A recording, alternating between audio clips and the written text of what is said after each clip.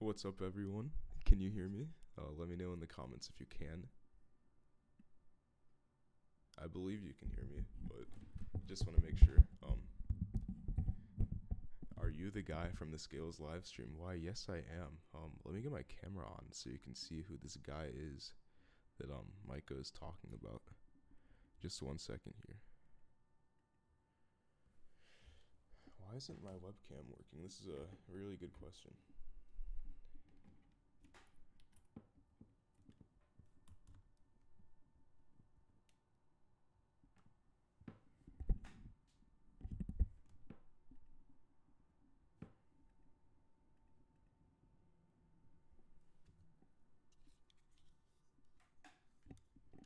Anyways, while I try to figure out this camera situation, how is everyone's Friday going?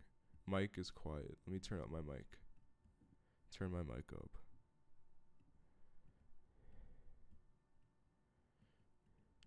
Is my mic still quiet? What do you guys think? Is it doubling up or what's up, everyone? By the way, thank you for tuning in. I'm still kind of setting up here.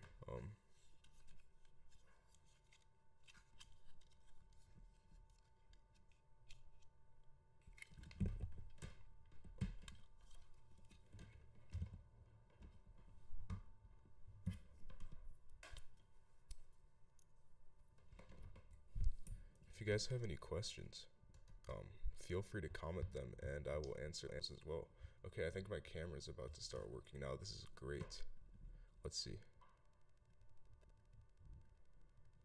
Why isn't my camera working? Oh man.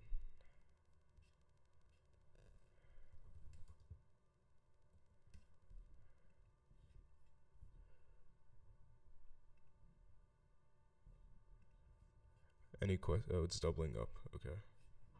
Thank you, Takaki.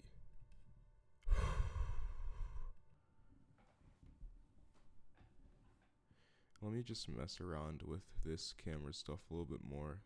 If I can't figure it out, then I'll just go no camera for tonight. But I know you guys want to see my beautiful face, so I always love to deliver.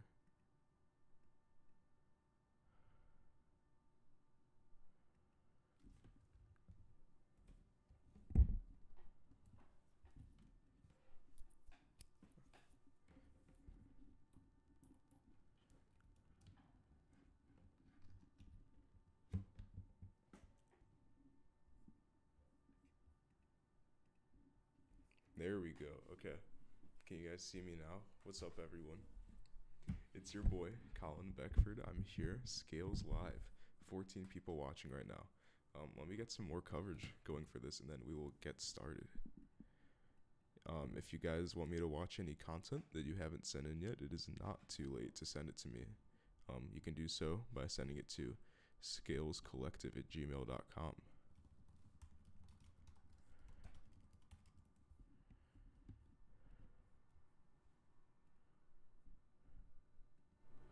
Alright, Jesse, thank you for the advice. I didn't have that checked. I'm familiar with the feature, but it's hard working with a lot of stuff at once. Hopefully you guys can hear me better now, but if it's doubling up, then let me know. That could also be an issue.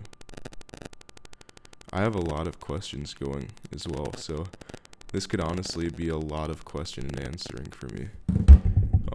Anyways, I have a lot planned for tonight. Obviously, gonna show up some content that you guys sent in per usual. Besides that, I'm going to try to get some cool new people in here. So maybe some special guests. I think I have someone lined up. I think he's planning on joining. It seems pretty likely. And if he does, I think it would be awesome. I think you guys would enjoy it. He's a pretty good yo-yo player. And I guess that's all I'll give off for now. Let me see.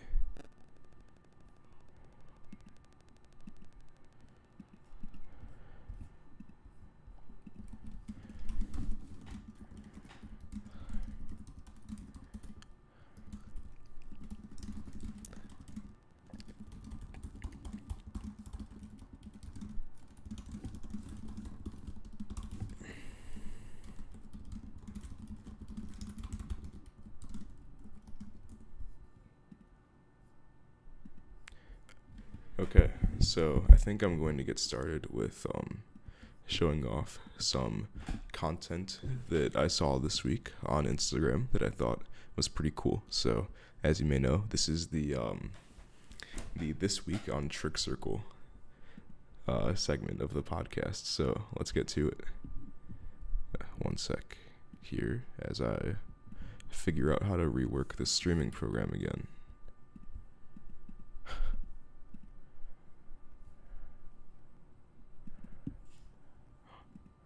Alright, and to start off,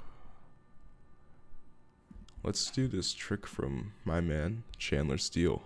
So, right now it's kind of like not completely in frame, but you can still see the trick. That trick was insane. So pretty much, I'm gonna set this on loop actually. Welcome back, you can see me again.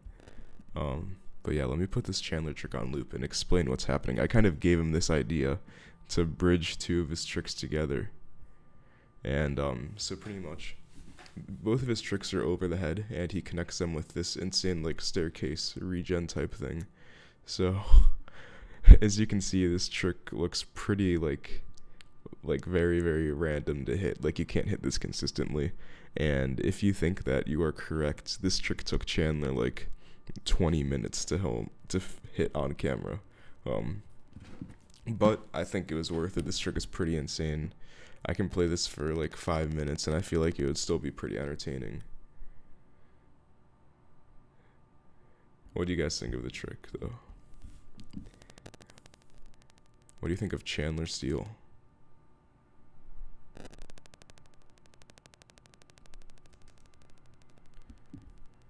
Mega dank, I agree, Sleepy. Alright, next up, I'm going to go to Blaze Becker. This kid, if you guys don't know who he is by now, you might want to look into him. 14 years old, from the United States, East Coast boy, Tiki Tiki Club, represent. So good at yo-yoing. This kid has gotten like 10 times better in the past like 5 or 6 months, it seemed like. I always knew he was pretty good, but he's just on another level now. This trick's insane. I'm going to play this one a few times as well. Yeah, what do you guys think? What do you guys think of Blaze Becker? Hamdog says, I want to try the Breeze. Yeah, man, the Breeze is an awesome yo-yo. Big fan. Chandler's an awesome guy. Curdy's an awesome guy. Curdy is awesome at designing yo-yos. Keep in mind, the Breeze is... Curdy pretty much got it perfect on the first time to Chandler's standards, and I can see why.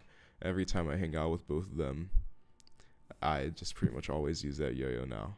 And I highly recommend that you check it out when they drop it.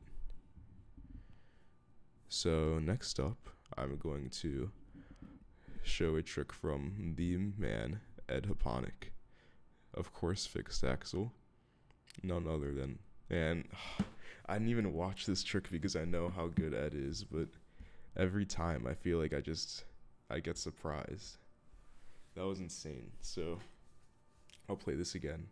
Pretty much, it does a stall, and then some sort of kickflip suicide into like a split bottom mount re-entry. I always feel like with Fixed Axle, there's just like, it's a completely different subset of tricks that you can do, because like all of the tricks, or most of the tricks it seems like that are done when the yo-yo isn't spinning. So kind of opens up like the opposite side of all of the types of tricks you can do, which is pretty sweet, I feel like. Moving on from that, I have a trick from Yu Fujita of Japan, Team Unparalleled represent. I try to play him on as many streams as I can because I feel like he's pretty underrated, but this guy's a tech machine. All of his transitions are so flowy and stuff, and I think the cool thing about this trick is how he kind of goes in and out of using his arm for elements. Really good example of, I guess, what you'd call zoning. Other than that, though, the elements just all like really seam together pretty well, which is sweet.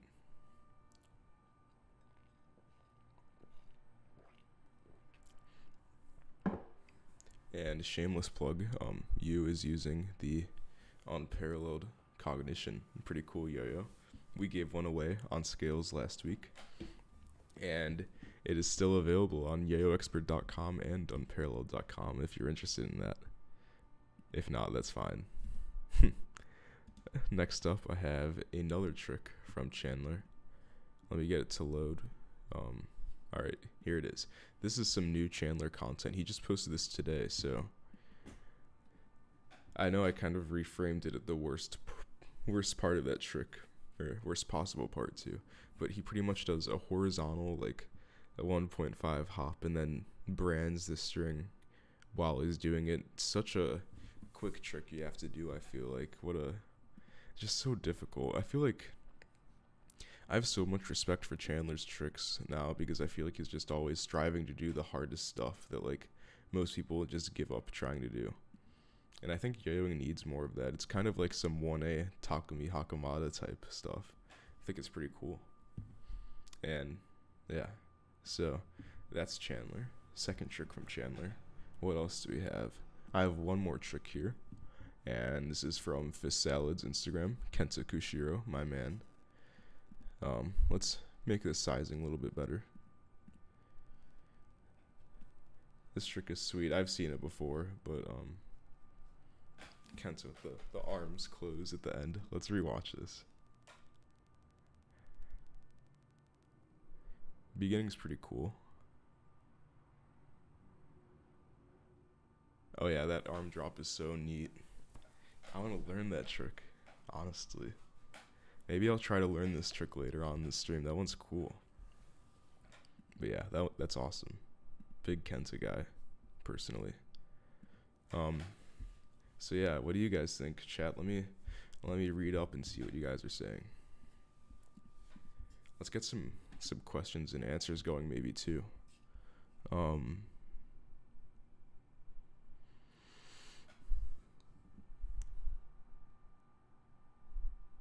The Breeze is one of my favorite yo-yos. Yeah, man, it's one of my favorites too. I'm just right now spreading the stream out more. Be sure to tell your friends that I'm live streaming right now. Maybe if we get like 30 viewers going, I'll give away some stuff, you know. It's 5A May. I'm in a good 5A mood, I would feel like. So, yeah, it could be fun.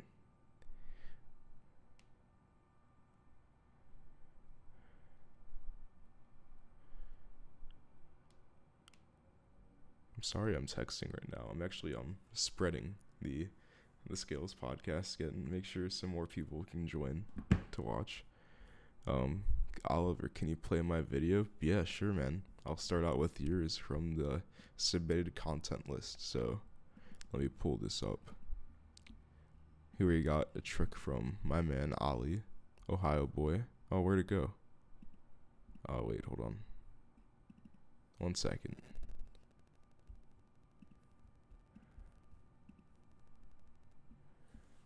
I'm trying to think of where this would load in. I don't know why I'm trying to pull it up right now. Technical difficulties. This happens a lot, as you guys know, so bear with me. Should be pretty quick.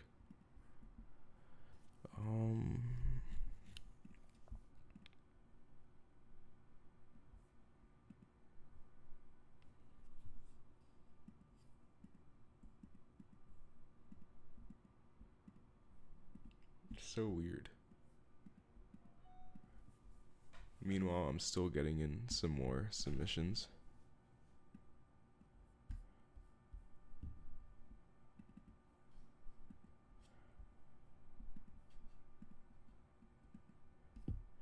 That's weird. Let me try. I'm gonna try. Ollie, I'm gonna hold off on your video for now. Let me see if something else will work, or if it's just that I'm doing this wrong, which is pretty likely. I wouldn't doubt that. So, yeah, let me see.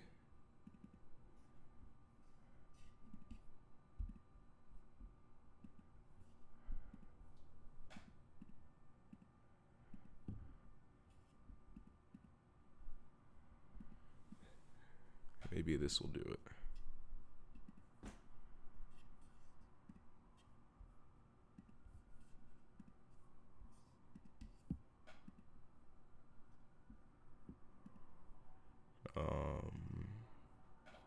Sorry for this delay, guys.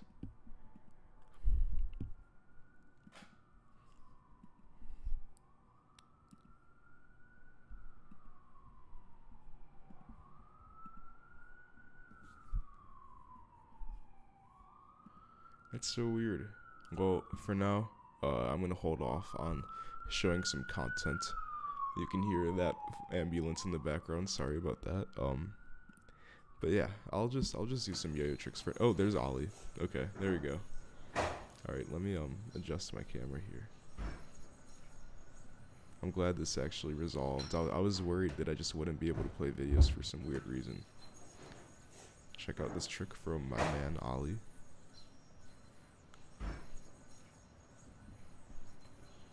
That was sweet. Let's all give this a few more watches to make up for the amount of time it took me to pull up. As he falls into the couch, into the background.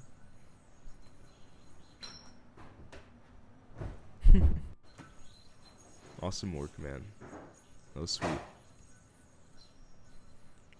Play this one more time and then move on to the next one. Next up, I got a trick from one of the more consistent viewers, my man Sleepy. This was sweet. I watched it before. Definitely worth playing on here. That double slack at the end is so awesome. Let's play that again. And I love the kind of exaggeration of movement too. Makes it look pretty sweet. So yeah, let's watch this again. Yeah, what a sweet trick, man. That was awesome to watch. I wanna learn that double slack. I don't know how you came up with that. What a it looks very unconventional for how people would usually work with those, like, that segment of strings. So that was sweet. Next up, I got a trick from Jackson, the United Yo-Yo champion. One of the staple combos Jackson does. I recognize this from his freestyle. Let's play it again. If it lets me. Which it will. It seems like. Okay, here we go. Yeah, I think the good thing about this trick is that it's very risky, and I think that actually could be a con at some point. All of the elements are very clear. You're working with triangles and it's all pretty some side catches, so I feel like the judges are pretty able to see what you're doing. So I think it's definitely a really smart trick to use, but also very risky. Maybe doing it in the right triangle would be more viable on stage.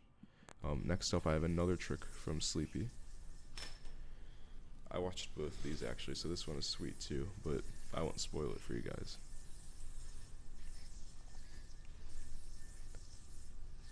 I think the cool part about this trick is definitely the second half. The beginning is nice. That chopsticks entry is pretty rare, I feel like, for people to do nowadays. It'll load up in a few seconds here, but I haven't seen people do that sort of bucket chopsticks entry in such a long time, I feel like. So I think at that point already the trick is pretty unique and interesting. Moving on from there, I'll give commentary as the elements move by, but let's see here. This trick is really cool for a lot of reasons. So he goes into a bucket, and then that chop he does with the bucket is also something that people usually don't do. I missed the next element in time, but he'll do that chop, which is already a pretty unique way to maneuver out of that mount, and then he does something similar to some sort of like 1.5 or 1.5 hook type thing.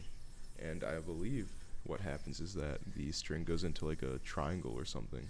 Yeah, it does. I guessed correctly. So yeah, really sweet trick. A ton of unconventional elements. But oh, video too loud. I'm sorry, guys. I hope you heard what I was saying, regardless, though. Matthew, if you didn't send a video in today, then I don't have plans on watching it, but if you send anything in, like, now or during the stream, then I'll definitely play it, so feel free to email it if you're interested.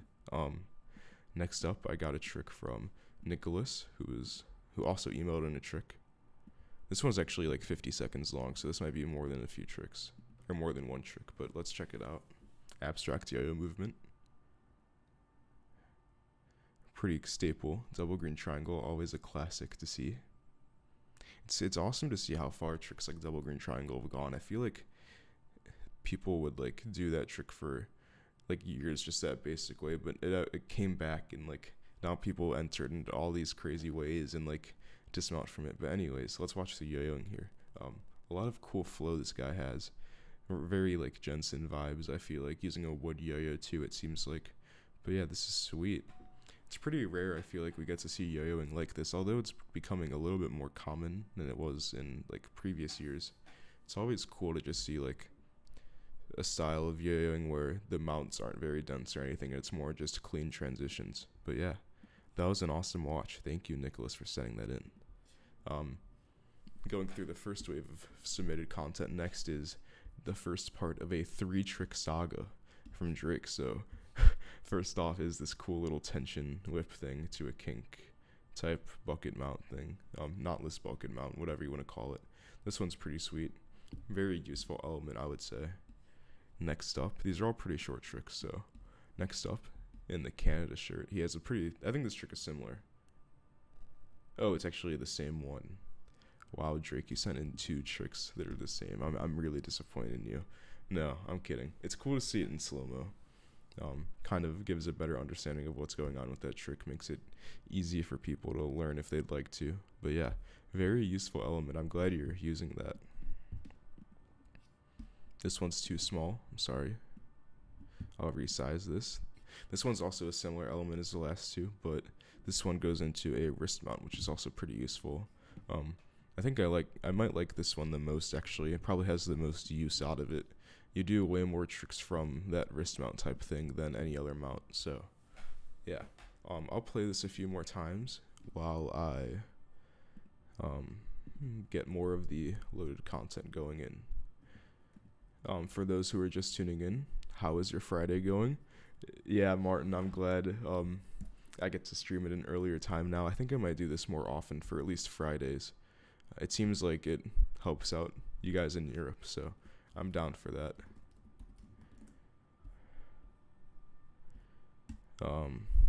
You got a trick from Micah here. Got a trick from Matias. A lot of new faces, and this is awesome to see. So,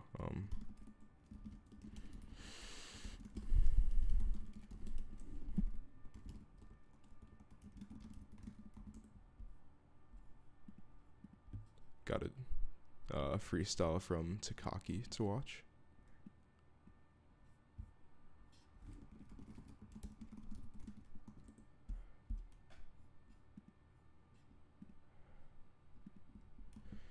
Going through all these now, I have some awesome stuff from Elijah. I haven't even seen the trick yet, but I know it's going to be something awesome.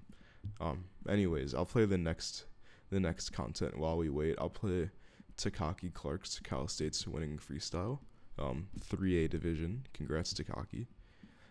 Awesome to see you getting some success, man. You deserve it. And let's watch this freestyle.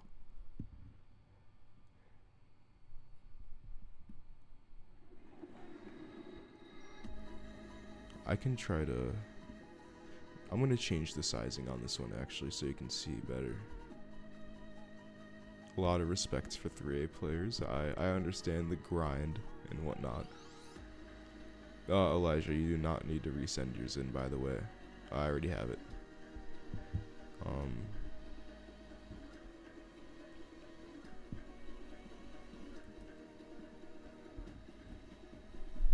Yeah, Takaki is sweet, though. The blue line entry was cool. I wish I can do that trick with more consistency, but it's pretty hard for me, unfortunately. So I respect you for being able to do that. Yeah.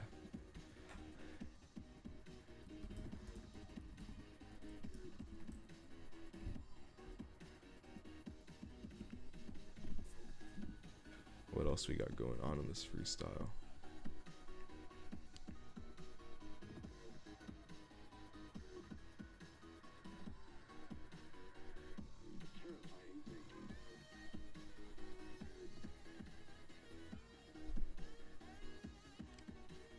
Really solid velvet roll front style. Velvet roll is kind of like 2 brain twister-esque setups. Usually 1 undermount or 1 trapeze, something like that.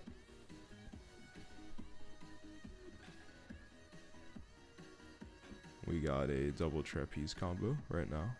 Pretty solid. Hey.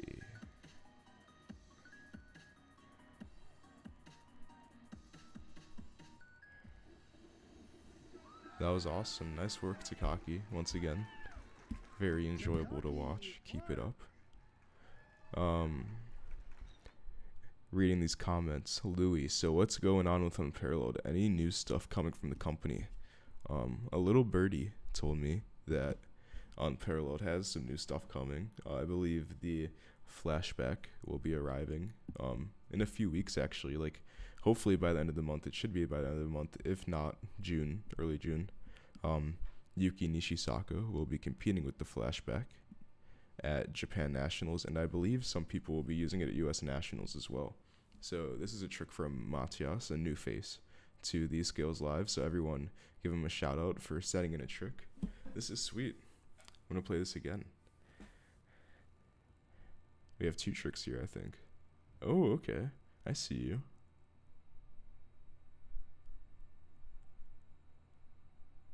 Whoa. Okay, you went in for that, and I wasn't expecting that. Let's watch this again. I really like the suicide in this first trick, and it has a lot of good theming, I feel like, with all of the selects following after each other. Triangle is nice, always a good ending to do it that way. This second trick is cool too. I especially like the beginning. The second part is okay to me, and this ending you do that ends in the double green triangle is also pretty awesome. So that was a sweet trick. I was not expecting that, but that was awesome. Yeah, Matthew, I got yours. Louis, Japan Nationals is May 26th, that weekend, same weekend as BAC. So I believe it's 2 weeks from now. What's up, Oliver? Thanks for tuning in, buddy. What's next? We got some stuff from Matthew, as mentioned. This trick is way too big and horizontal, but that's okay. I have an editor here for a reason.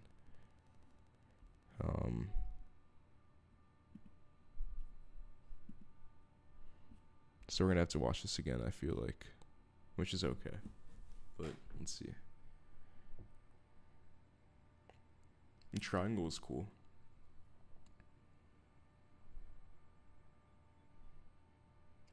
Dude, I think you got a nod at the end though. Let's rewatch this. I like the beginning.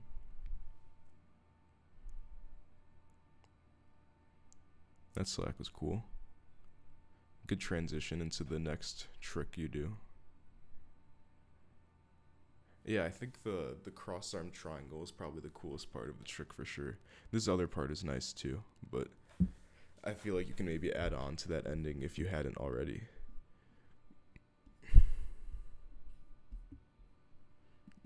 Who we got next here? We got Luke Troutwine's New Jersey State sent in, so I'll play this. Let me transition it so it's not horizontal. It's actually too big now anyways. I know it looks horizontal. I'm gonna switch it back in time, don't worry. Alright, here we go. It's okay, it was only horizontal for like 3 seconds. You can manage. Luke placed 7th in New Jersey State's Super Stacked contest. I got 8th place. Dude, Luke, your freestyle was not messy compared to mine or Remy's, man. It's okay. Who uploaded this? I will comment the link to the YouTube channel that uploaded them.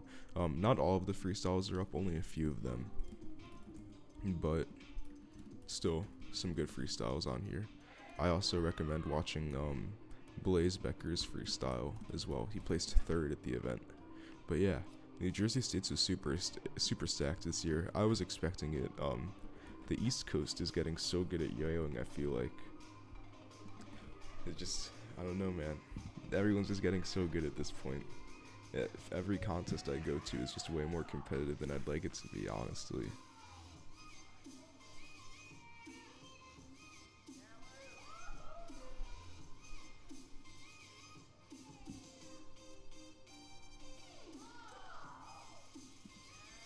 Yeah, this is sweet, though. I like that Luke did some new tricks in this freestyle, which is always a good strategy to take helps you grow with being comfortable with doing new tricks on stage. Unfortunately, the con is that you kind of mess up more, but I think it's worth it in the long run. And he hit -3. How does he do it? I still can't do -2 personally. But he did -2 as well. Way to rub it in, Luke. And 2.5. He hit all three of the hard hooks. There's more, but those are the most common ones, I feel like.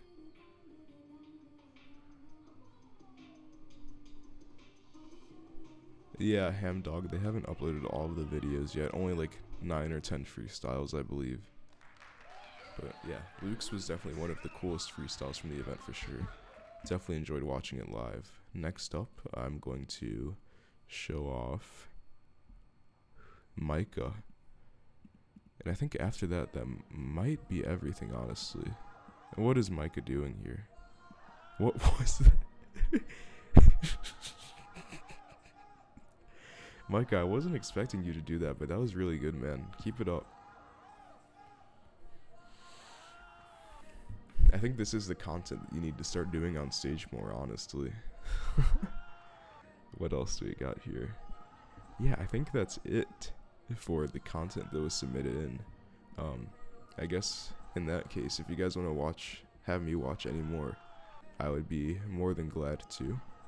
But for now, I think I'll answer a few questions. I actually had more than a few questions that people asked, but I'll go through those right now.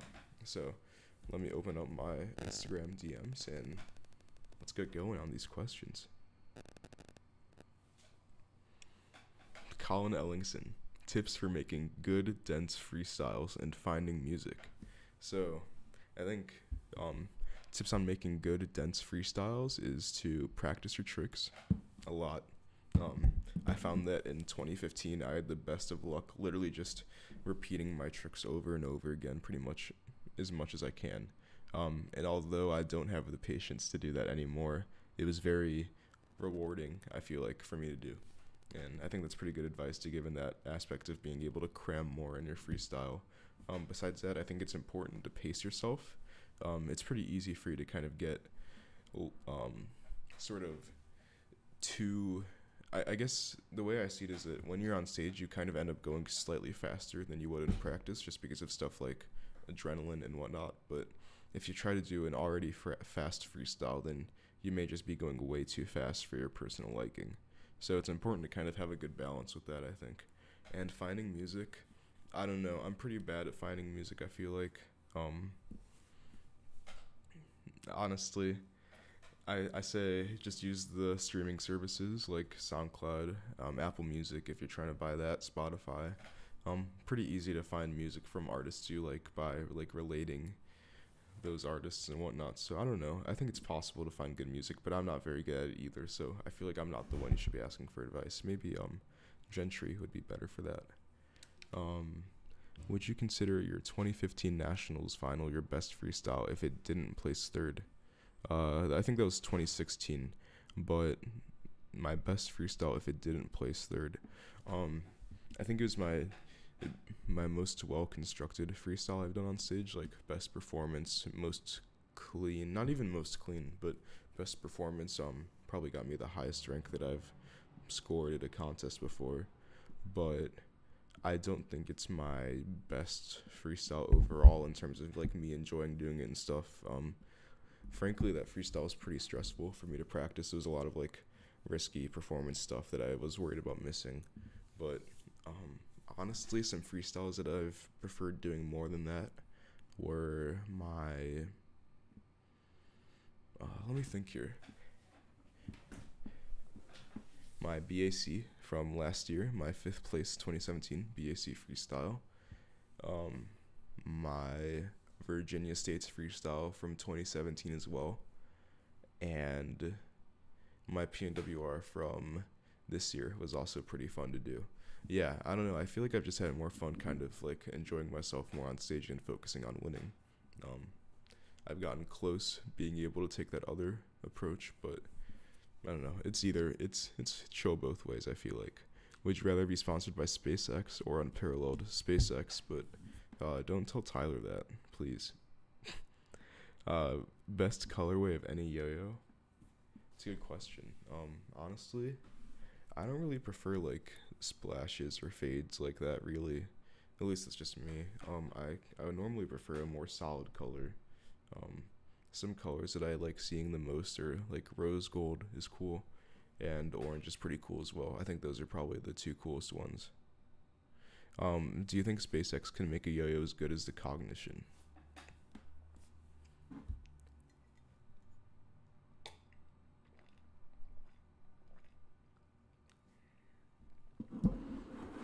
Probably not right now, but give it 6 months. I think Elon Musk would be able to crack the code. What's next? How does one improve at a fast rate? I would say just always practice, honestly. Whether it's trying to learn new tricks or, um, yeah, learn new tricks, make new tricks, just practice, refine. All that's very important. I think it's most important to get focused and just having your tricks on lock. I'm not drinking out of the teapot. A teapot, by the way. Um, what's next?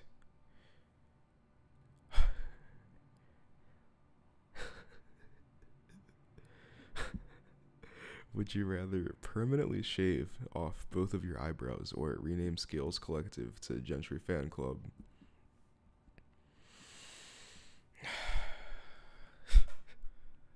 I'm gonna skip that one. What else we got? um,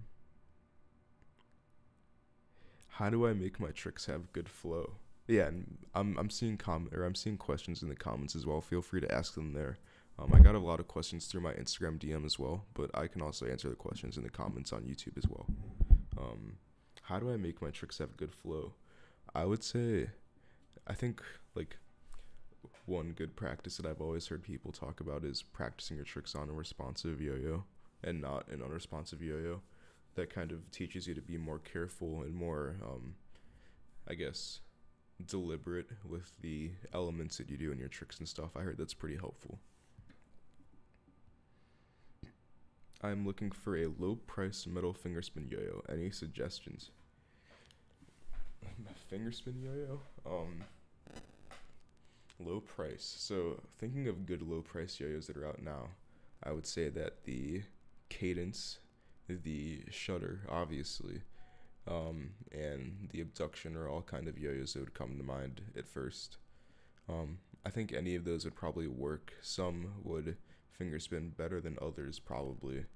But yeah, I don't know. I feel like you can't really go wrong with a lot of yo-yos, especially with metal yo-yos in that cheap price range. And should I cop a Cadence? I would say yeah. If you can, at least. Good luck trying to. What are some good tips you have for making good flowy techie tricks? So I answered the flowy part already. As far as technical is concerned, I don't know, honestly. I feel like I get lucky with being able to make technical stuff nowadays. I've never been like that good at making my own tricks, I feel like, until recently, personally, in my opinion. You don't have to think I'm good, I don't blame you. But yeah, I don't know. I think it's best to just kind of watch a lot of yo-yoing, take inspiration, but also try to do something new from the stuff that you see instead of just copy it directly. There's always stuff you can build on with yo-yoing, so I think it's always like there's always room for improvement, always room to make better tricks and stuff like that. What's next? Which is better, the Anglem 2 or the Anglem 0? Personally, I don't really like any of the Anglem yo-yos. Pretty expensive yo-yos, and they're like pretty good at best. I don't think they're amazing for a bimetal. I think there's better bimetals for cheaper prices. But I guess between those two, probably the Anglem 2 is better, in my opinion. What makes someone good at yo-yoing? How does one improve themselves to get good in the yo-yo community? So I think the thing is with good, good is a very subjective term for anyone really, and I think as I've kind of gotten out of the strictly competitive mindset that I've had in the past, I value being good in a lot of different ways. I think if you have control with your tricks and you're able to make them look really good, that's a good sign of control and being good. Besides that, obviously having cool tricks, good freestyles, even anything really. But I don't think I don't think you have to be a good competitor to be a good yo-yoer by any means. You can definitely be one or the other if you wanted to. Um, how does one improve themselves to get good in the yo-yo community? I think the most important thing, or honestly the best advice I could give, is to just try to have a good reputation. Always be nice to people. There's no reason to try to burn bridges or even like set bridges on fire in the first place in yo-yoing, honestly. The community is so small, and I feel like people get along pretty well, so it's always weird when someone tries to shake things up like that. And I think a little bit of kindness can go a long way. People will always remember the nice guy, and if you have good tricks, that's also a plus, I feel like. So I think that's the best advice I can give. Jax, I will play your video after I get done answering these questions. I have a few more left, so we'll be pretty soon. What video games and consoles do you like, and what is one of the better ways to make tricks? I personally strictly play Fortnite on PC right now. I don't play anything else. I was never really that much into video games. I kind of played Fortnite because of friends mainly. But yeah, that's really it. What else did you ask? Let's see. It says, oops, where did it go? Okay, what is one of the better ways to make tricks? I don't think there's really a better way to make tricks. Any way you can make tricks works, personally. Will Unparalleled be sold in Sluiciny? In the future, yes. I really would like that to be the case.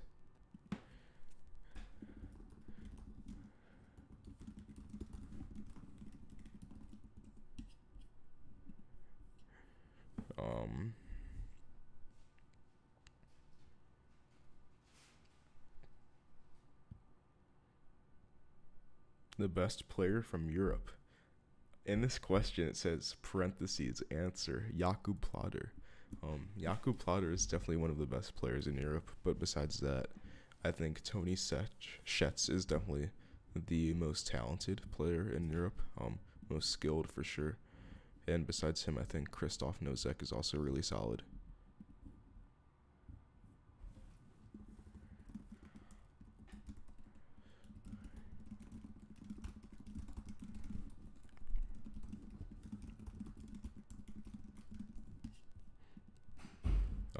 That's, I think, all of the questions I got asked over DM. Oh, I got one more.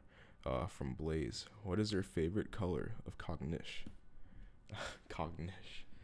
Personally, I like this orange the most. I think it just looks cool. Not too many orange yo-yos. I feel like the palpitation kind of made orange on yo-yos cool. But yeah, that's my favorite color personally. Actually, I have a few more. What was your favorite throw before Duncan, Recess, and Unparalleled? Well, I started out yo-yoing using Duncan like to start, so I feel like there wasn't really a before, but outside of these companies, my favorite yo-yo I've ever used is probably, I don't know, I'm a big fan of the Bliss and the Cadence. There's probably more yo-yos that I like to that extent as well, but it's hard for me to kind of pinpoint what my favorite or best yo-yo I've used is. Then question from Adrian. What are your thoughts on who is going to win BAC, MWR, MAR, and NATS? A 4-parter question.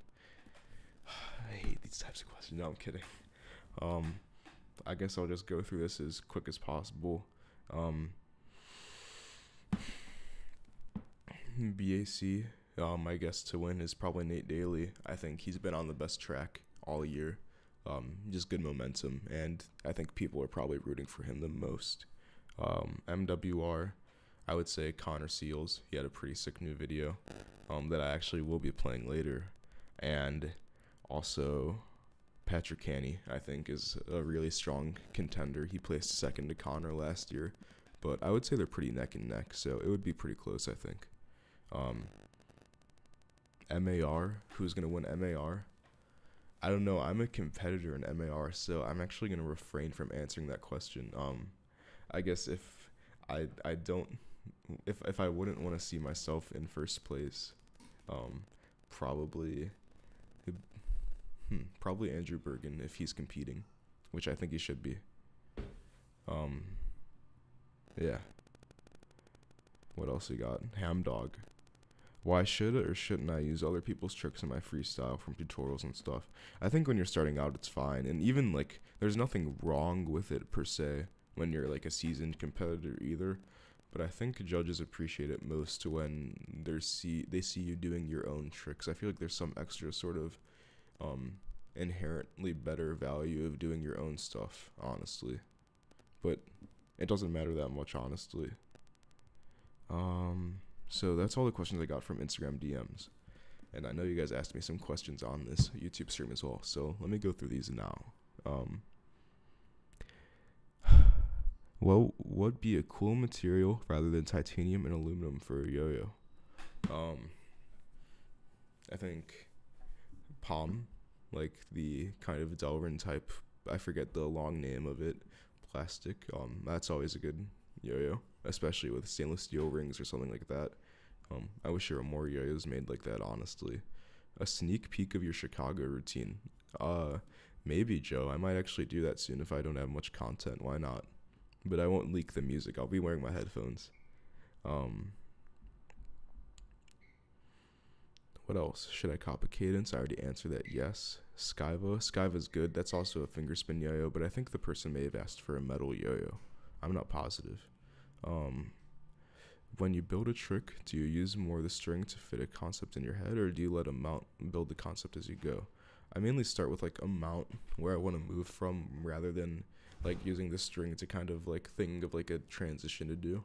I think it's better to start out with a unique mount to go from, personally. But I think either would work fine. What is the best yo-yo you have ever tried? I don't know. Honestly, I hate saying that. I don't know, but it's kind of hard for me to quantify that. I've used so many different yo-yos. It's kind of hard for me to think one is the best. It's always changing as well. What else? Those were actually all the questions, I think, unless I skipped over a question. Thanks for tuning in, Sleepy. It was awesome hanging out. I enjoyed your tricks, and I hope to see more from them next time. Do you know anyone coming out of state to MAR, LOL, that I know? Out of state? There's a lot of people out of state if you count like New Jersey and stuff, but I think I know Mark and Andrew Bergen will be going as well. New Jersey people too. I'm not entirely positive who's all going, but alright, Jax, I guess I will play your video now. Sorry, I keep forgetting. Oh, I tried to... So I'm looking at the email now, and I'm trying to open it, but it won't let me open your video, which is weird. If you want to resend it, you can. Dude, Ollie, I would, but you said that the diameter is too big, man. I don't know.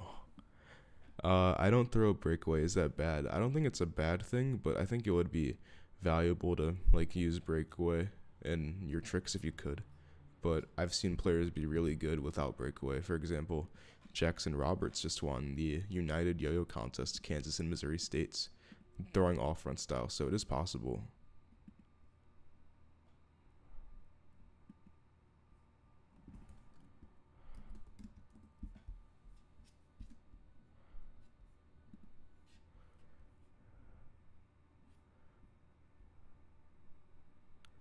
Yeah, I think it's fine if you throw breakaway or no breakaways, honestly.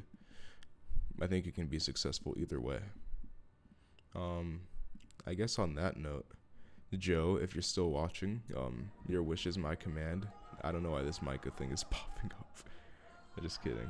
Let me get this out of here for now. It's back. Oh my gosh.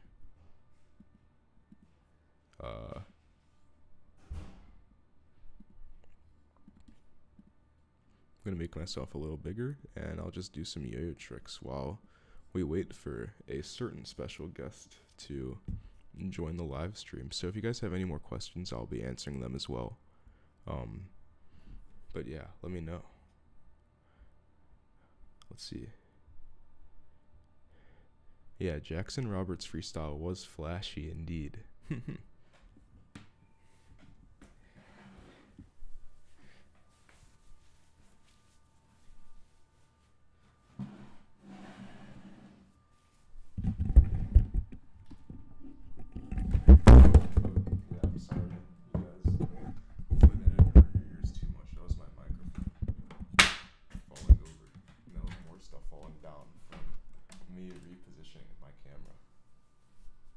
camera turned off. If you guys can see that. So let me fix this first.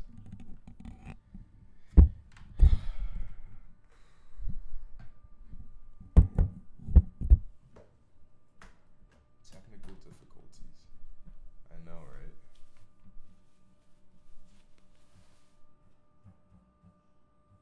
Alright, I'm back. Cool. Let me fix this lighting a little bit. A little overexposed here, I feel like.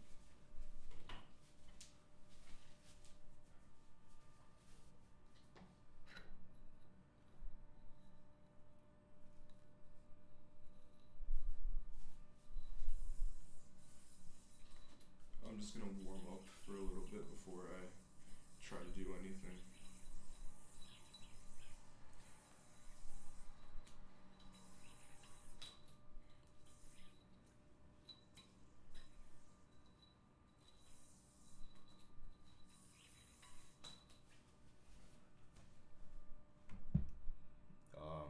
I have a room by myself, but like I have 2 other people in a different room in my suite, so yes and no, I guess.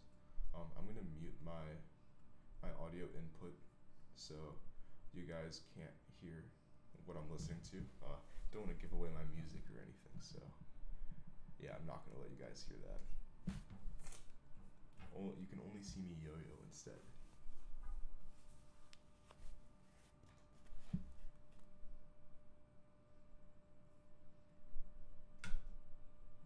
Let me find my song. I'm just gonna do like my first minute or something like that. I don't know if it'll be exact.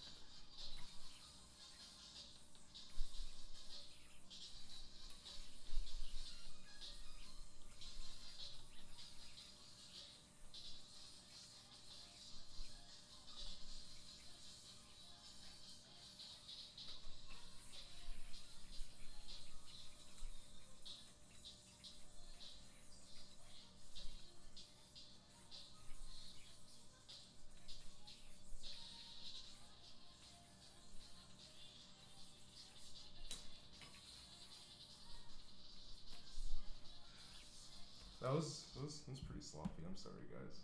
Not performing at my highest execution as I usually would like to.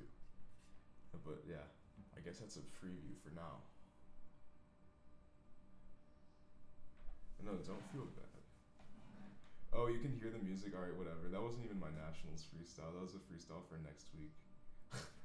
But yeah, I don't know. I didn't show you the full thing, so I don't feel so bad. It's okay. Don't feel bad that you made me do it. I always like practice. I haven't been getting enough practice recently, honestly, so it is appreciated. I don't even have a nationals freestyle yet, man. I have school. I can't be yo-yoing all day. I wish I could.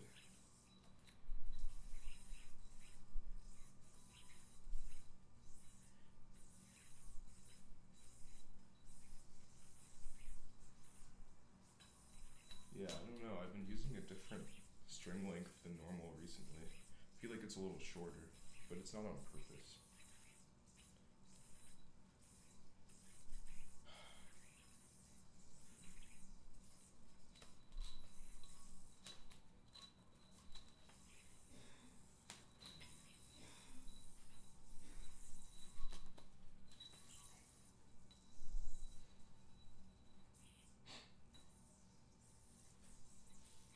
I'm tired. It's been a long day. I just want to finger spin, honestly.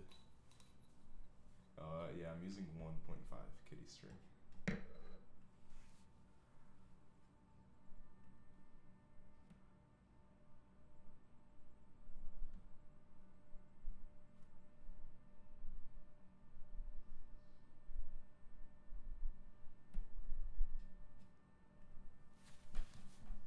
teach us a cool element, says Ham Dog. I guess. Alright, I'll teach you a cool element.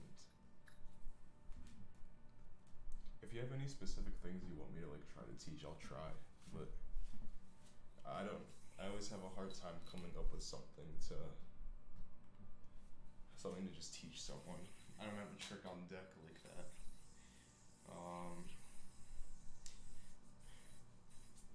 I think that one is pretty good if you don't know that already, Ham Dog. It's not too hard either. If you know Ninja Vanish already, that's like the second half of the trick. First half is that you go into trapeze, have both pointer fingers in it like this, and then you're gonna pinch your non-dominant hand with your thumb, like that, kind of under from the other side. I'm getting really close here. So you're gonna pinch that, and then on this pointer finger on your throw hand, you're gonna just drop the string off to the front of the yo-yo, so it's gonna just drop off like that. And then you are going to swing the string around to the back side of the yo-yo, and then put your right arm below your left arm, like so. So that's the first part. I hope you don't know this trick yet, and I'm just teaching you a new trick, because if not, I feel kind of like I'm wasting my time. Hopefully somebody is learning something from this here. But yeah, so you pinch, drop, swing to the back, then your right arm goes under your left arm. So that's a triangle there, cross-armed. And then to get to the second part, you pop up out of it. And then I guess it's probably the toughest part of the trick, but you pop up and then do a Ninja Vanish from that to go into another triangle. So it'd be like that.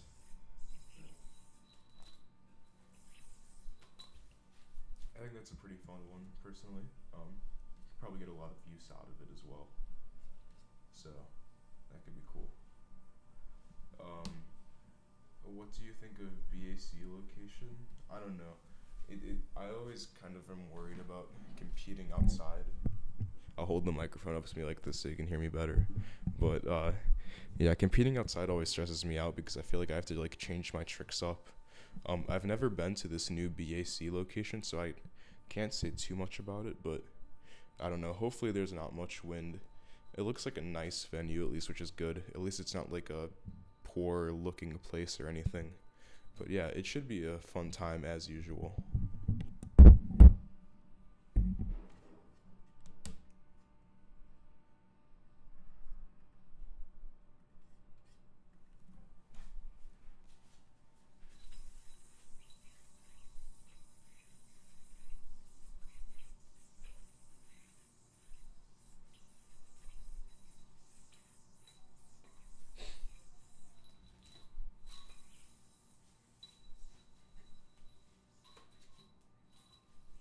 Really just got a knot on finger spin, guys. You see this?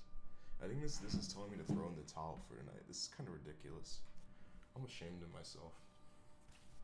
In the meantime, a special guest will be joining in like 10 or so minutes, I think. Maybe longer. So I'd say stick around for that if you can. I know it's kind of boring right now with it being just me, but it will be worth it soon.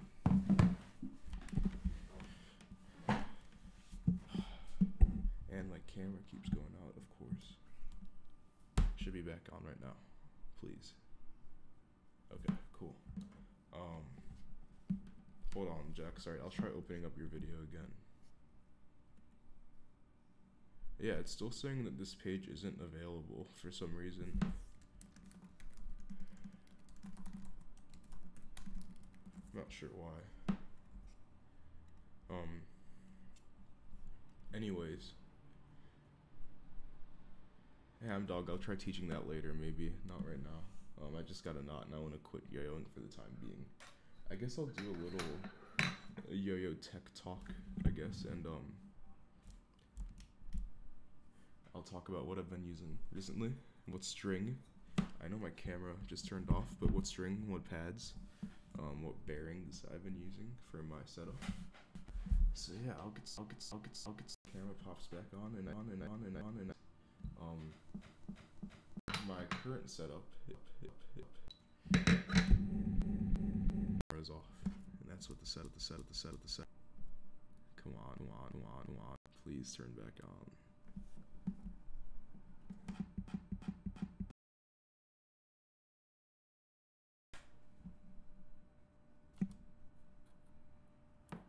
One second. Alright, I think it should be back on. Come on. Okay. Current setup is the unparalleled cognition is my primary yo-yo to like compete with and whatnot. Not in the bearing at all times, you know, you always have to be prepared for when you mess up on stage, so, you know, always a knot in the bearing. No, but seriously, besides that, I think the setup, I use a stock bearing usually. I believe this bearing I have in it is a center track. I'll show you that. If anyone wants to tell me that I'm wrong, feel glad to, because I don't really know too much about this stuff. It's probably out of focus. Yeah, it's out of focus, whatever. Pretty sure it's a center track. But besides that, I use these new pads that I actually found out from a friend about. Sold on Yo-Yo Best Buy. These are called the R pads, just R. I think they're based off of the IR pads out of Japan that were super popular a few years back. But yeah, they've been pretty good with me so far, so I may switch to those. That's my current setup for competition. Besides that, other yo-yos I enjoy using, I kind of have just like a pile over here to my right. So I have the Tis Flash, a super light yo-yo, super maneuverable. I used this mainly when I didn't have the cognition. It was just really fun to play with, super fast. Allowed me to make different types of tricks than what I would normally do. Besides that, the normal flash is also usually in my rotation. This one feels, I guess, compared to the titanium one, heavier in extent, kind of more bulky. Very clean looking yo-yo. I like this fade a lot. I'm glad that my name got to be on such a cool color. Definitely an honorable experience. Besides that, I also have this cadence that I was showing off earlier, the signature of Kieran Cooper from SF. I can't believe I almost just messed that up. These are super hard to get, but I really recommend that you look into getting one. It's awesome. And then finally, I have the Golly by Good Life Yo-Yos. So I won this at Open Division at New Jersey States last week. Super big fan of this yo-yo, and yeah. So that's what's been in my rotation as of recent. All pretty cool yo-yos. What are you guys using lately? I have not heard the new Ski Mask tape yet.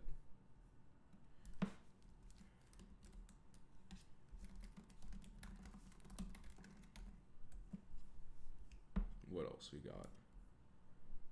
Yeah, the Golly is a very fun yo-yo. I haven't listened to any new music the past few days, Micah, so no to both of those. Unfortunately, I'll have to listen to them soon.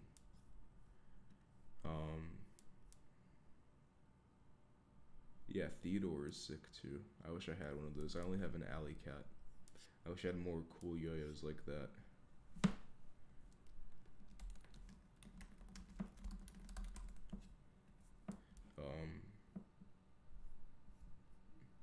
Yeah, I'm not sure what's up, Jax. I tried clicking on the link and it says that the post is unavailable for some reason.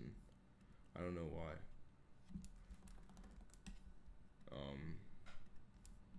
What else? My special guest should be here at any moment, I feel like, hopefully. What else? Parallel needs to make more corruptions. I want another one so I can have two to compete with.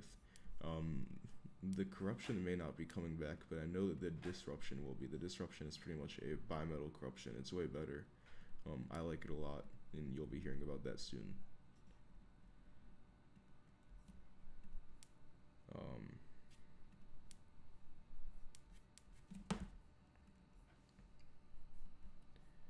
Yeah, my computer is pretty low on battery, but I should be fine for this stream. I'm just going to shout this out again. I've been going for a good hour here by myself.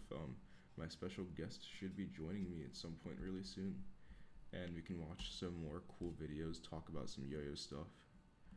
Should be a good time.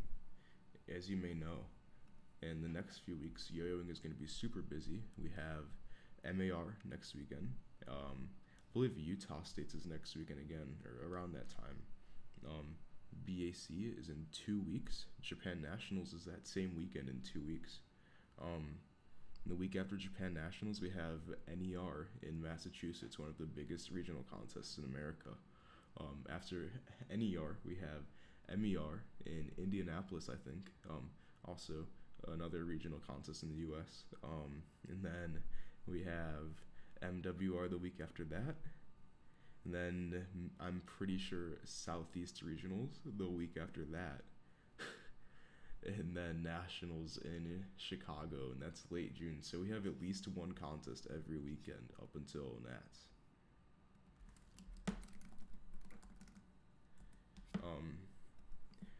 SF says, who's your prediction to win Utah States? You know, if they got the same name as me, I'm going to root for them to win. You know, my boy Colin Ellingson is about to take the dub at Utah State, so I'll be lit. I hope it happens. Yeah, that's my guess.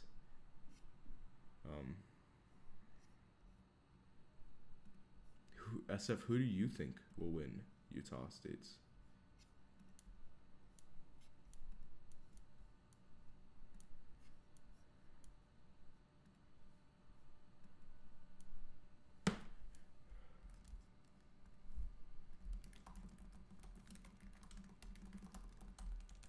So I think my special guest should be joining at any second.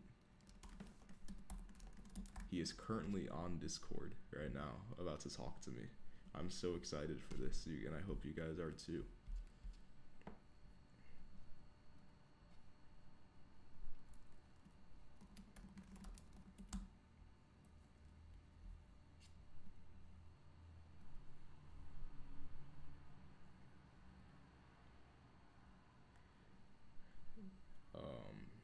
Who wants to fly me to Utah States? Micah, hit me up. If you can do 140 minus 2s in 5 minutes, I'll pay for your flight. That's all you need, 140. Ali, I like purple too. I don't know. It's hard for me to pick one favorite color, I feel like. I don't know. A lot of colors are cool, I think. I don't think there's anything wrong with that. Micah, got another question from the man, Micah. Can I put a sticker of my face on Gentry in that video? No, that doesn't count. It needs to be you. No cheating.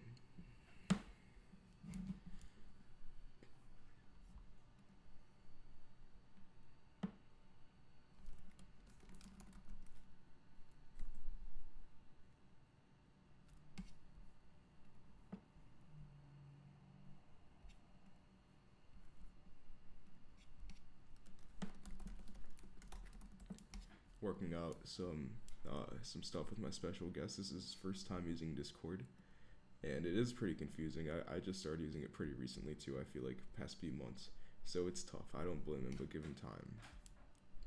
It'll be a good time. How special is the guest? I'll give you some clues, even though I know Elijah was talking about it. He's pretty special. He just got sponsored by a pretty cool yo-yo company. He's won a regional contest before. He's been in Worlds Finals a few times in 2 different divisions actually. So he's pretty good at doing just more than 1A, which is rare. Yeah, do you know him now? What other hints can I give you? I'm gonna turn my camera off, by the way, because I need to plug in my computer.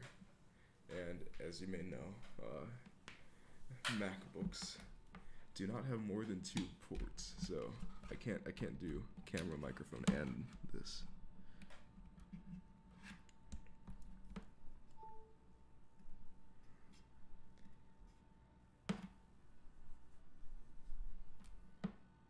Do you like turtles and Roscoe's Chicken and Waffles?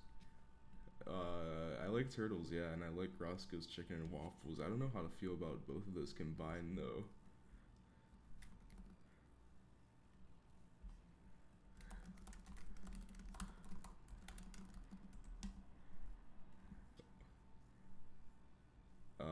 Jax, I'm gonna try to play your video one more time. Yeah, I don't know, man. It's still... Do you have a file that you can send me instead, maybe? It's just not letting me play it for some reason. Cold brew, AeroPress, or drip?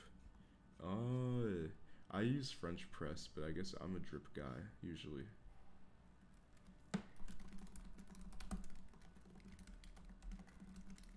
My special guest is almost here. He's hovering over the voice channel on Discord right now, so it's close.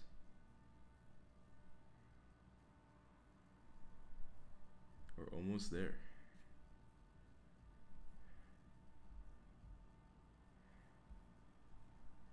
In the meantime, there's a new video from him that came out recently, and I'm gonna have that ready to play too. I know you guys know it's Connor Seals, yeah.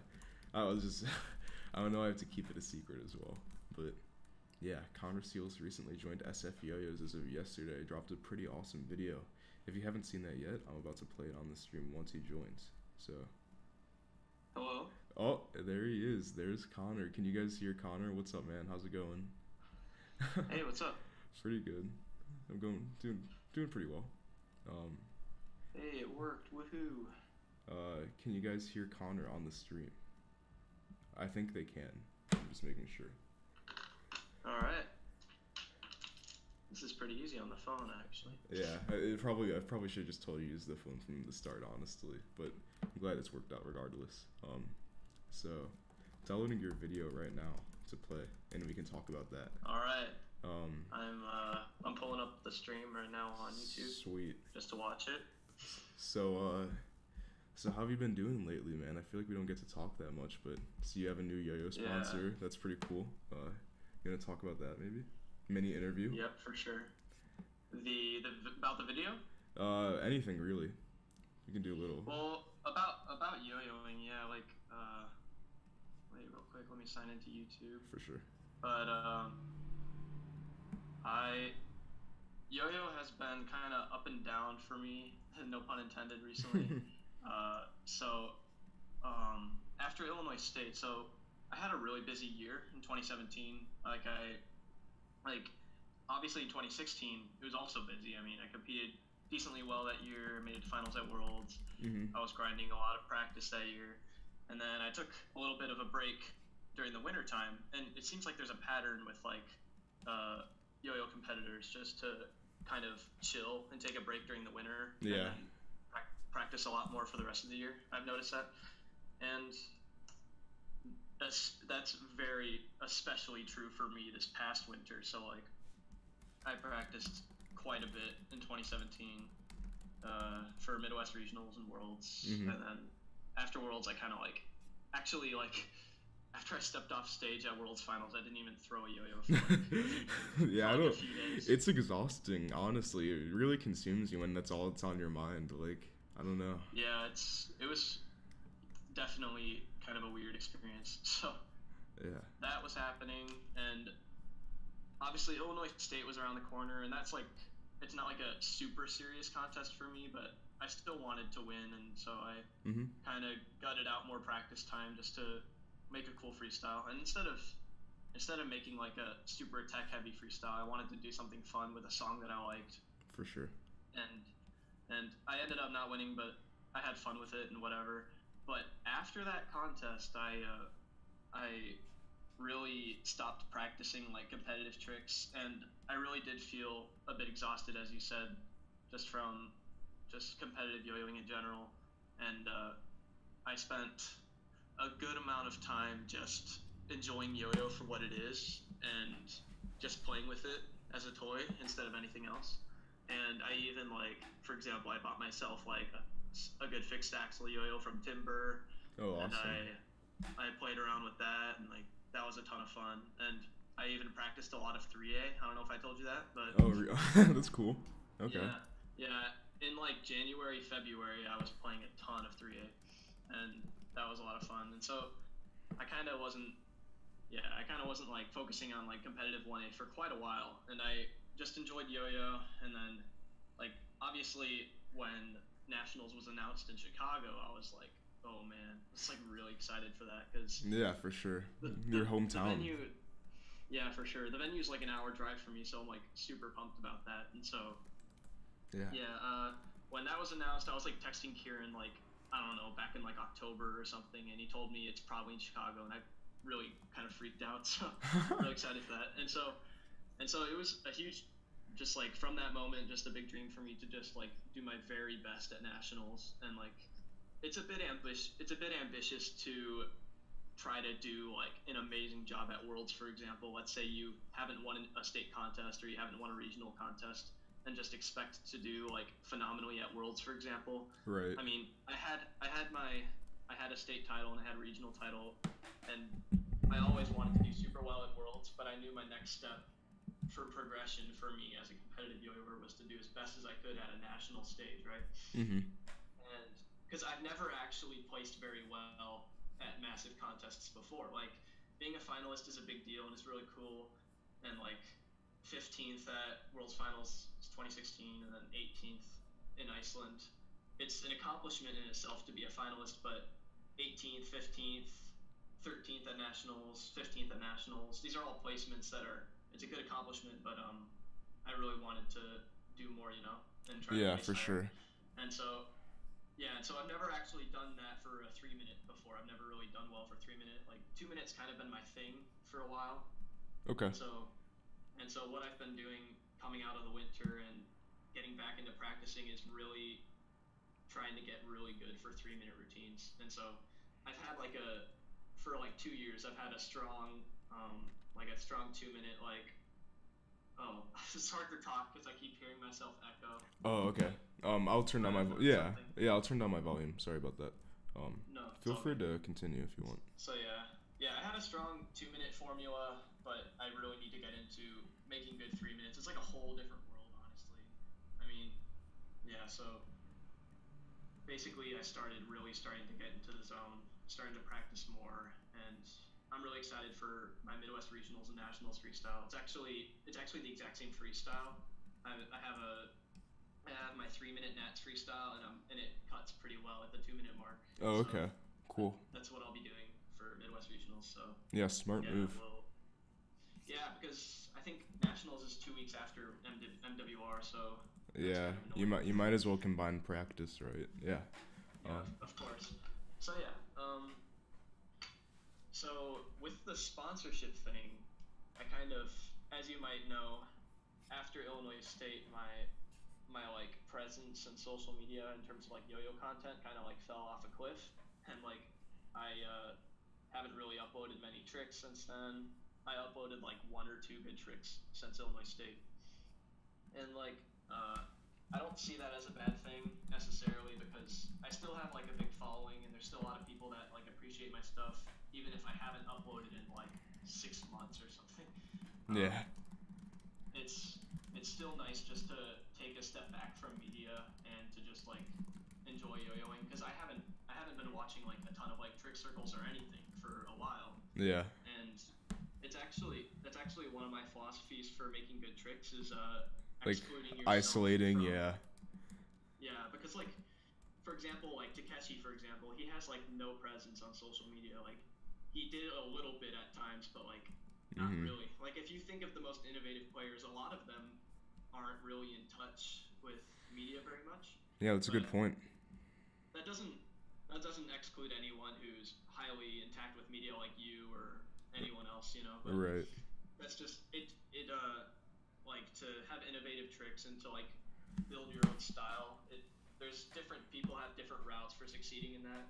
It's really hard, like especially when people ask me like how can I make good tricks, and I know you hear this all the time on the podcast, like how can I approach making a cool new innovative trick. I mean, it's really different for everyone. That's the hard part. Yeah.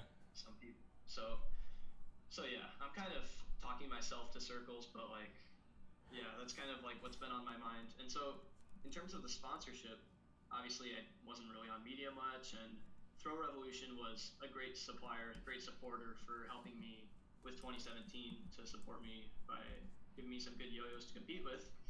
But apart from that, like I really want to be careful not to be negative towards them because their yo-yos honestly are great. Yeah.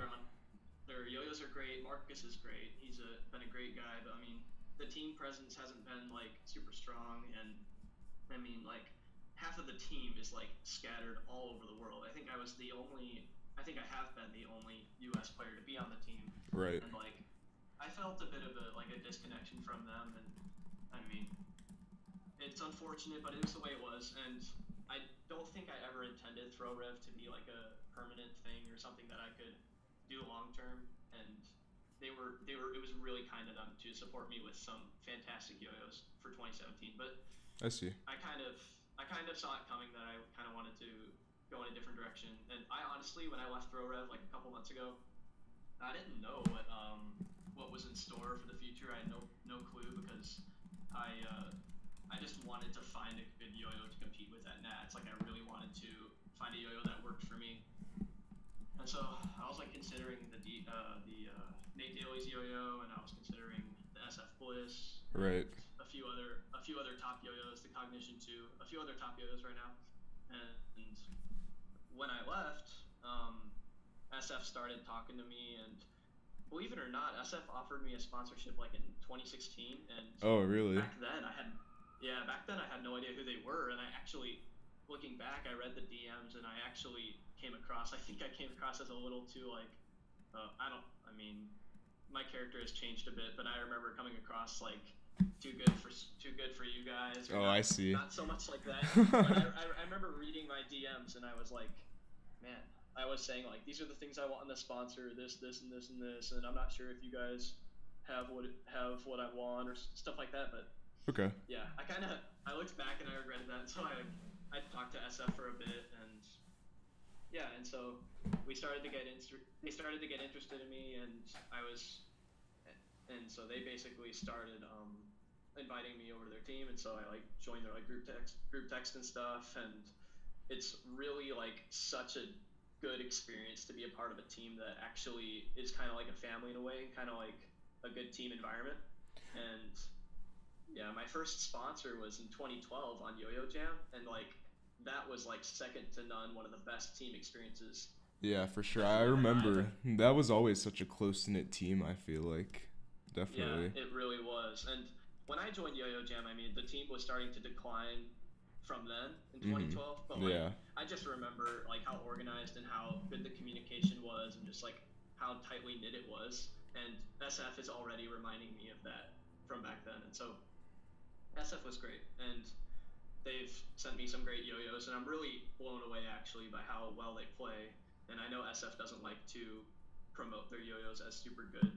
That's kind of something, they're always very humble about it, and so I want to be that. I want to be that way as well. And it's really great throws, and I knew I had to start getting back into like the media stuff, of course, and I knew I had to make like a SF announcement video, and so I really wanted to get that video out as soon as I could, because I've got until like July 1st, which is Nats finals. Right. I've got like now until July 1st. I wanted to be able to like get the video out, get the announcement out, and be able to at least upload a few cool tricks, maybe some 4A content, and get a lot of cool stuff for people to like be hyped for Nats and stuff. So I really wanted to get that vid like made as soon as I could. Yeah, for sure. And the process of joining SF took like a month, and I really wanted to like hurry it up, but I was being patient. But whatever.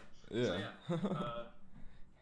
About a week ago, me and my friends from school just filmed it. They're amateur photographers, but they managed to take some good shots, and yeah, we actually shot it at my barn. So that's sweet. Yeah.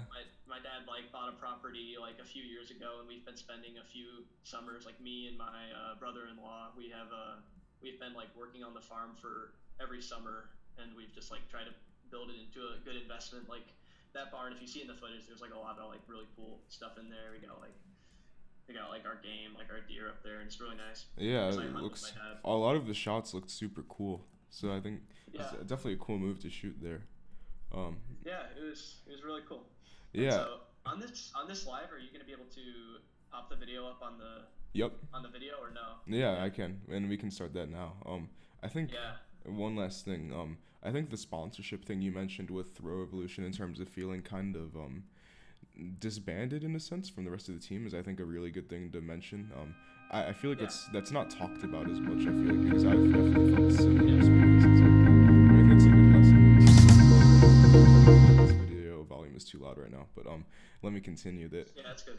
I think it's a good lesson to learn that it's important to have peers on your team that you communicate with often and feel like safe and good about talking to, because they're your team. You know, you're promoting the same product as them and whatnot. So I definitely appreciate you kind of shedding some light on that topic. I think it's super relevant, and I definitely agree. Yeah, it's especially relevant for most people. Like I can imagine there's some people that when they join a team, they're kind of just into the yo-yos, and there's some like Right, super yeah. serious people that don't really care about the team setting. Like I can think of a few, but like for the average Joe, like you want to be on a team where you have friends, where you can grow relationships, have fun, like talk with people, you know? Yeah, for sure. And the great yo-yos should also just be a perk with that. I feel like the actual team aspect should be the priority above the yo-yos actually, is what I would say. Yeah, I agree. It's all about how you feel, like just mentally being on the team, I think. Yo-yos are Yeah. usually almost always good, I feel like, from any sponsor, so it's really important to kind of consider that team dynamic stuff. I agree. This arm trick is Yeah, crazy, for by sure. the way.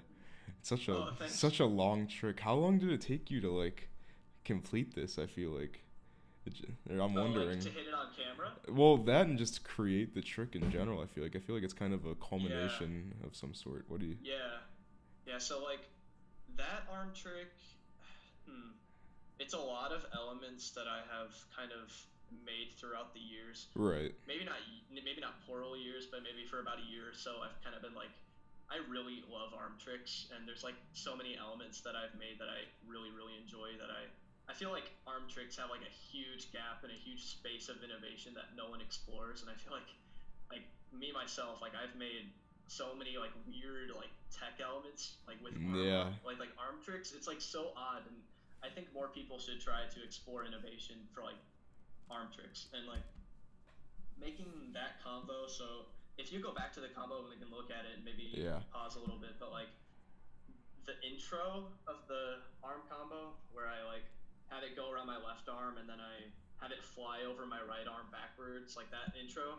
I only made that like a month ago, I and it's see. just kind of like a that was Okay. like a for fun thing that I did, and then I kind of did like two combos in one. That intro was like that was the first part, and then everything else was basically another combo that I made. And so Sweet. yeah, that intro.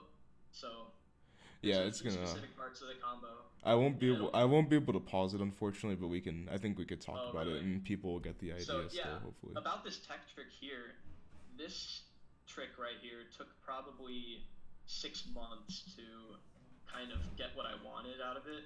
And something interesting about the way I make my own tricks is I don't usually force any innovation myself. I kind of just let the trick evolve on its own and just keep playing with it. Mhm. It's really weird. Like sometimes I could just do the same trick over and over for like a month, and then I'll like find funny new ways to like approach it. Like this is, I would imagine this is definitely not how most people would make tricks, but I don't usually desperately try to make new stuff. I kind of just have fun with it and kind of let the trick evolve on its own. For And sure. so that's kind of, I think, at the rate at which I make new tricks might be slower than the average good yo-yoer, but I'm okay with that. Yeah, I think it's worth it at the end of the day. If so, we skipped over the arm part again. What I'm gonna do is just to get a clip of just that trick, and I'll loop that over so you can kind of talk about that specifically if you'd like to. Yeah, that's great.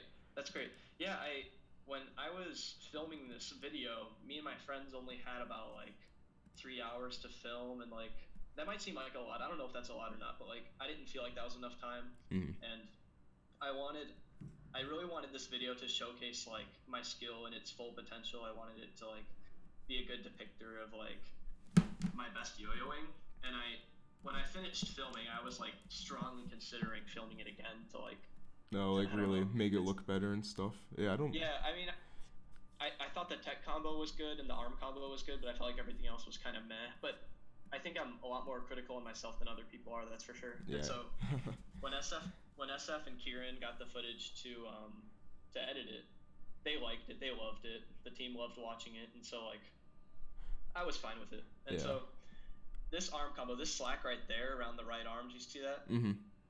Yeah, I made that quite a while ago, but this last part I made about 3 weeks ago. Yeah, I really like the reverse like Sarvanter type thing you did too. Oh wait, I don't know. It's It's like a still. foray style. Yeah. Let me. I don't know why it's playing the rest, but yeah, we can talk about that again too. Um, Yes. I really There's like appreciated the detail with yeah. that. Yeah. And I'm actually going to compete with a lot of that arm stuff this year. There's a few elements that I'm just absolutely not going to use because it's repetitive or it's too hard or whatever. And actually, I was talking to Nate Daly, and he said that this horizontal combo would actually score well. I don't think that's true, but I think it'd be pretty good. It's in those binds too. I think the binds are very common nowadays. So here's the arm trick again. Yeah. Yeah. So this intro here is one of my favorite parts, right there. Yeah. And then this right here, that speed part, I've worked on that for a while. Like, I'm really proud of that part. And then this is wonky. I don't even know how I made it. It's super dense for an arm trick, I feel like, but it's good. Yeah, for sure. Yeah. The whole, like, that middle portion of the arm kind of feels like a tech combo in a way. Yeah. But I really like it, and it's taken me a long time to kind of like construct that whole thing. But yeah, no, I'm really happy with it. I feel like it definitely encompasses like pretty much most of the arm elements that people do in their tricks now. So it's definitely a good culmination of everything. I really enjoyed it. But yeah. This last part I'm not competing with, like all of this. But it's still cool. Yeah, for sure. Let's watch this a few more times. Let's see if we have any questions in the chat for you. I did see one good question about Luke Troutway. Yeah, what is your opinion on Luke Troutway? How long has he been yo-yoing? Like 2 years? I'm not sure, but a pretty short amount of time if I were to guess. Maybe. Yeah, pretty short. Yeah. So about him, he's very skilled. Like. Yeah, I think so too. You could tell he has a lot of practice under his belt for only like a couple years of playing, if I'm correct. I think the number one thing for him to grow as a competitor is just to keep throwing and like kind of grow his own style, because right now so for anyone who wants to get into competitive yo-yoing, the smartest thing to do is to observe what everyone else is doing and try to actually be able to discern what works and what doesn't, and being able to practice those tricks. And that's exactly what Luke does. Like, he's a student. He understands what works, and he searches for advice. He searches, like, there's not a lot of people out there who, all right, let me rephrase this. There are a lot of people out there who ask for advice, but there's not a lot of people who actually take advice. Yeah, definitely. And I've noticed that, like, if Luke ever like talks to me, he'll ask me about something and I'll give him my advice, and then the next time I watch his freestyle, he takes my advice like exactly as I said. Yeah, it's funny you mentioned that. I also think the whole like asking for advice but not taking it thing is something that's very prevalent. I feel like a lot of yo-yo players have some sort of like not necessarily in a bad way, but an ego about their tricks, that they kind of just see everything better than other people do, or I guess more in depth. Yeah. So it's hard for people to kind of change. But yeah, I'm glad you brought that up. I think that's a pretty interesting point to raise. Yeah, that's probably his best trait, like as a person and as a competitor, is that he really seeks to improve, and he's not afraid to like look for other advice on how to like get better. Definitely. And that's gonna help him like huge, and it really seems like he's gonna really flourish if he keeps working. Yeah, it's people like him, he's skilled. It's just giving him time to really flourish, for sure. Yeah, I think if he's listening, I mean, for Luke to improve, like working on performance, of course, like I don't know if like the big hat on his head like is always like, the best idea. I remember listening to Scales one time, and you guys were talking about like how wearing a hat might actually just like decrease your showmanship. I don't know, but like I think you can. It's an interesting point to talk about. It's all pretty ambiguous, but I think it's possible. I don't know, but I agree. I think performance is a challenge that most yo-yoers will like either never get past or like struggle to kind of master. So yeah, and if a certain level of performance doesn't match your personality per se, then it's kind of difficult, and I can see the struggle there. And it's kind of unfortunate that like, I mean, if you read the IYYF rules of showmanship, it doesn't say like super smiley, super flamboyant Evan Nagao. Like, it doesn't say that. Like, right. Yeah. If you read what showmanship talks about, it's all about like making a presence on stage and acknowledging the audience and actually making the audience a part of your performance. There's a lot of ways for a per se like antisocial person to have good showmanship, I think. But yeah, like, I think so too. Not saying that he's antisocial, but that's just what I'm saying. And so if I mean, with all due respect, if we were to talk about a few of Luke's weaknesses, I mean, definitely working on performance would be smart, and then just being able to yo-yo more and just like develop your own style is like the number one thing that he needs. And then from there, he'll definitely start winning contests, I think. Yeah, I definitely agree. So we have one last question from Tyler Shea. I think we'll close out on this. So he says, what do you think is the current meta in yo-yoing? In other words, what do you think is the most efficient way to play right now? What would you have to say? I know that's pretty. Trying to find that question. Yeah. Is it recent? Oh no, he DM'd it to me. Sorry, but yeah. Oh, okay. So, what's like the meta like in competitive yo-yoing? Yeah, I believe so. Well, I think it's a pretty diverse thing. I feel like I don't know if there's one meta. It's a broad question, but here's what I would say is like people think there's a meta, but there really isn't as strong of a meta as people think there is. So here's what happens is people succeed, people win contests, and people use a certain trick set. And when other people want to win contests, typically they will watch someone who wins or someone who's really successful, and they'll say, I need to replicate what he can do. Mm-hmm. And it's really untrue that route is like the only route you can take. And so, for example, if we were to take like Janos Karant's winning Worlds, like I know competitive yo-yo was different back then, but like there was a meta then too, and Yeah. he did not follow it by any means, and he won the World Yo-Yo contest. And let's talk Zach from Tokyo. Mm-hmm. I mean, there was definitely a meta then too, and he did not follow the meta by any means, and he still obviously won by a massive amount, one of the most competitive contests ever. Definitely. And so here's the thing, like you need to here's what I've actually focused on, something that I've learned from competitive yo-yo is you kind of have to like focus on the evals and actually focus kind of like on a non-yo-yoer's opinion of your freestyle. Like if a non-yo-yoer thinks your freestyle is good, then that's a pretty good sign, I would say. Yeah, I think so too. And, like if you something that's really important is making sure your tricks are difficult enough. So there's a lot of elements right now that I've seen a lot of people say like, does this score? And it's really, really easy tricks. Like they might think it's in the meta, like for example, like little tricks where the yo-yo's like bouncing up and down on different strings, and like for example, remember that Yusuke Otsuka element where like you would be in a trapeze and then you would like the pop combo thing? Is that what? Yeah. So I mean that worked then, but stuff like that really doesn't work now. You need to have tricks that have some level of difficulty. So if you read the IYYF rules, it says a click is rewarded to an extreme trick element. And so like I think a judge usually has a keen eye as to what's hard and what's not. Yeah. I think that's one of the reasons why Solaham is often overclicked in 4A is because most judges actually don't understand how hard. Right. They tend to over quantify it with more difficult stuff. Yeah, because I mean, how many people in the U.S. are good at Solaham? Like not a ton. Right. And so when someone drops Solaham like at a contest, the judges are like, "Oh man, wow, this is insane." And, you know, they might overclick it, and that's kind of the way it is. And so something that's kind of odd is like you have to think out of the box and do tricks that other people don't do. And if you do that, you have a risk of being underclicked and underappreciated, but you also have a risk of being upperclicked, or what am I trying to say, overclicked. And so my answer might not be very good as to like what specifically is the meta. I mean, you could take two routes. You could follow what people succeed with.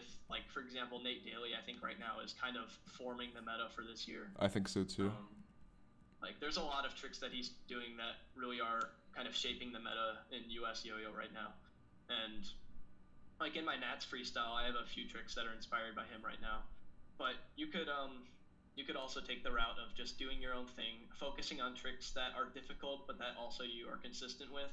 And I mean, you can't just make a new trick set and expect to win your first time. Right. You have to evolve your tricks. You have to keep working on your tricks. You have to do a freestyle, fail, ask people why you failed, build off of that, keep practicing. Like, it takes about a year, I would say, for you to make your own tricks until you actually start winning, I would say. Yeah, I agree.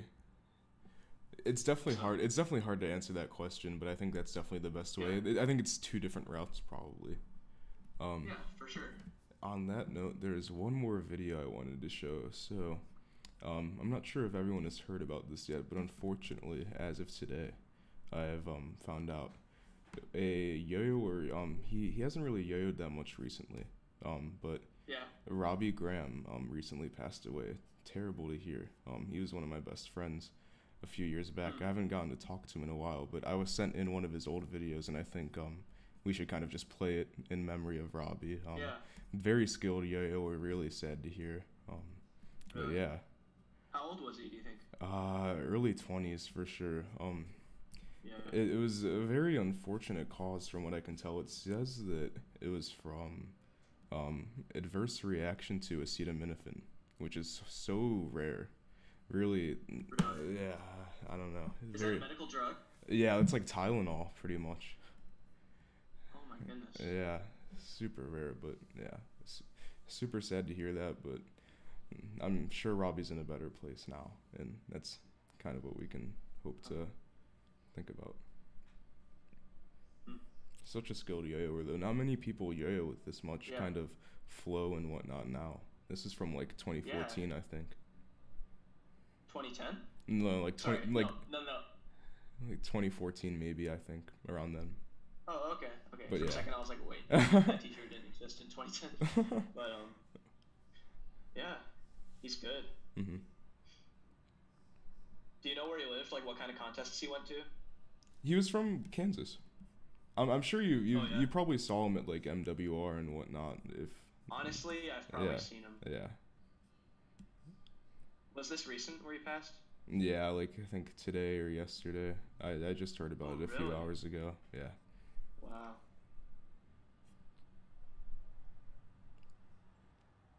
This is like, I think, like the second time where I've heard of a young yo-yoer who's passed away. Yeah, it's always super unfortunate, but I think it always reminds me as well to just really talk to people that you don't get to talk to often. Like I used to talk to Robbie like every day, but he kind of just stopped. Really? He kind of just like stopped yo-yoing and faded out, and I just stopped talking to him. But it really just like reminds me, there's a lot of connections that you lose and kind of just forget about, but it's always good to keep those. Yeah, this is a longish video. It's got a lot of content. Yeah. Robbie always made super long videos with awesome tricks. I think that was the end of it, actually. Yeah, it was. Yeah. But on that note, I think we're going to end this stream. Thank you, Connor, for tuning in. It was awesome to talk to you. Hopefully we can do it again sometime. Thank you for inviting me. Yeah. And to everyone watching, thank you for watching, and we will see you on the next one. Peace out.